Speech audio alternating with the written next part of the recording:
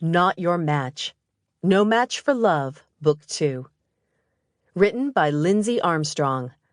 Narrated by Tiffany Williams. Produced by Airbending Media Productions, LLC. Dedicated to my dad, who taught me that reading opens up a whole new world. You're still my favorite person to talk books with. I love you. Chapter 1. Andi was reasonably certain she'd be trapped in the stifling conference room until the end of time. It was going to take that long for her supposedly in-love client to reach an agreement on the prenup. At least it wasn't another divorce case. Though Andi had never been married, she and Mark had been together for 7 years, and divorce cases reminded her of their messy breakup. Andi leaned back in her padded chair and shot Miss Deborah Barrett another glance. Andi hadn't bothered to find Deborah's age in her file, but she was pretty sure Deborah was barely old enough to buy alcohol.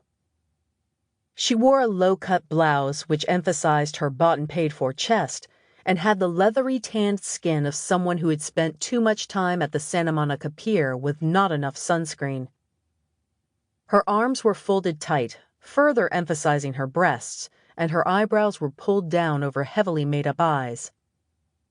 "I don't see why you won't agree to an extra $1,000 a month," Deborah said. Her fiancé, Mr. Trevor Daniels, snorted.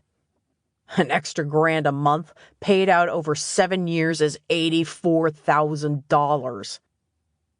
Trevor was at least twice Deborah's age. His graying hair was trimmed short, and his charcoal suit spoke of the money his Beverly Hills plastic surgery practice afforded him. Andi honestly had no idea how the two of them ended up together. Aside from a mutual love of plastic surgery and wealth, the two seemed to have nothing in common. Scratch that. She knew exactly why they ended up together. Deborah unfolded her arms and leaned across the table, grasping her fiancé's hand. "Trev, this is silly." Her voice dripped sweetness. "We aren't going to get divorced, so why does the amount matter?" Exactly. Trevor forced a smile. It shouldn't matter at all. Andi barely withheld an eye roll.